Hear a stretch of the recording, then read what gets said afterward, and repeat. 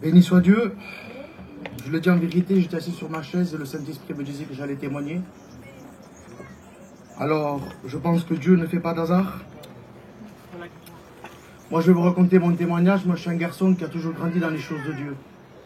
De tout petit, mes parents étaient chrétiens, donc les missions, les conventions, pour moi, ça n'avait pas de secret. Dieu existait. Et puis, je me suis dit plus tard, en grandissant, dès ma jeunesse, je chantais pour Dieu, je disais, je serais un chrétien. Et puis, je ne me suis pas trompé. À l'âge de 14 ans et demi, je me suis converti. Je me suis baptisé à 17 ans et demi. J'ai suivi pendant quelques temps, et puis la séduction du péché rentrait en moi. J'ai péché, je suis parti loin de la main de Dieu. Et puis j'ai parti pendant 8 ans. Pendant 8 ans, l'Éternel m'appelait à travers une réunion, à travers des prophéties, à travers des frères. L'Éternel ne m'a pas lâché. Mais moi, je refusais l'appel de Dieu. Parce que je voulais vivre ma propre expérience dans le monde. Donc j'ai voulu connaître tout ce qu'un jeune peut connaître. L'alcool, les sorties, les boissons, mais tout ça ne m'intéressait pas. Je faisais paraître devant mes copains, mais mon cœur n'y était pas parce que j'avais déjà connu la vérité.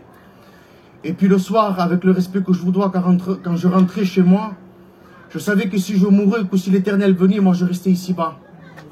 Et pour moi, ma destination, c'était l'enfer. Et puis j'ai vécu dans les angoisses comme ça. Mais je continuais ma vie. Et puis j'ai voulu fonder un foyer. Et puis tout allait bien. Et quelques temps passé comme ça, et puis j'allais encore dans les réunions, si le Seigneur m'appelait, je refusais. Et j'ai continué comme ça, et puis je n'en pouvais plus. Je n'en pouvais plus parce que c'était trop grand. Je savais que l'Éternel devait revenir. Il fallait que je prenne une décision. Mais ma vie me plaisait. Les choses du monde me tenaient lié. Parce que l'argent est facile à gagner dans le monde. Et moi, je me croyais que je ne m'en sortirais pas. Avec ma famille aussi, on ne se parlait plus. Le diable avait tout détruit. J'avais de la haine dans mon corps. Et je me dis, c'est impossible de pardonner. Je ne pourrais pas pardonner. Alors Mike, reste dans ton état et continue ta vie. Mais c'était trop grand parce que j'avais peur. Et puis un jour, j'ai pris une décision dans mon corps. J'ai dit, il faut que j'aille dans une réunion. Il faut que je revienne à Dieu.